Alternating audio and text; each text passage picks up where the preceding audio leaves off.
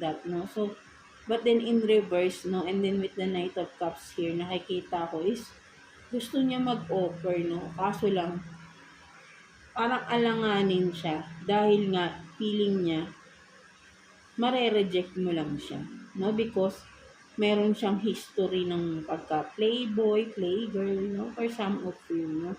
So, yun yung nakikita ko, parang tingin din kasi sa kanya na ibang tao, so far, siya, overconfident sa sarili niya. No, that's why parang nami-misunderstood din siya or nami-misinterpret kung ano yung pinapakita niya, no? But then yun nga, no, for some of you, tingin kasi sa tao na to, player, again, may history siguro siya from the past, no?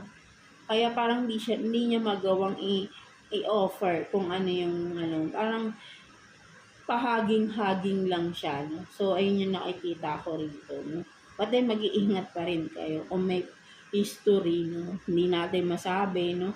Maybe for now, ganun yung feelings niya. But then, kapag nakuha na kayo, no? Ayan na. Makikita na yung totoo.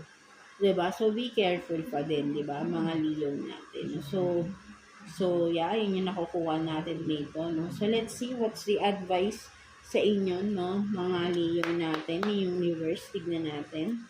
What's the advice? Tingnan natin. What's the advice for you, Leo? One card for Leo.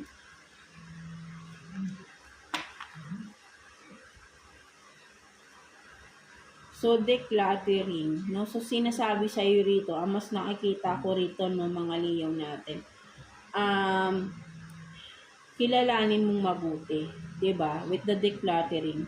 Ang nakikita ko, 'di ba, decluttering parang nagsesegregate. Sabihin natin yung parang, di ba, ano ba yung tawag dun sa Tagalog, yung segregate, yung parang inaalis mo yung, kung halimbawa sa paglalaba, di ba, inaalis mo yung mga decolor sa puti, di ba, something like that. So, kilalanin mong mabuti yung tao. So, ayun yung nakikita ko with this decluttering, no?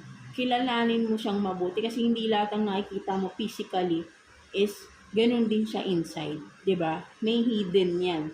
Lahat naman tayo may hidden attitude, behavior inside na walang halos karamihan ng nakakaalam. Tayo lang mostly, no? And si God, of course, 'di ba? So, yun nga, no? So, kilalanin mong mabuti. Huwag ka rin masyadong bigay ng magpapalagay yung loob mo, no? Kailangan mong kilatisin. Kasi nga kung lalo na kung may history siya, no? Sa ngayon, maganda ang pinapakita, but then kapag yun nga, sabi ko, pag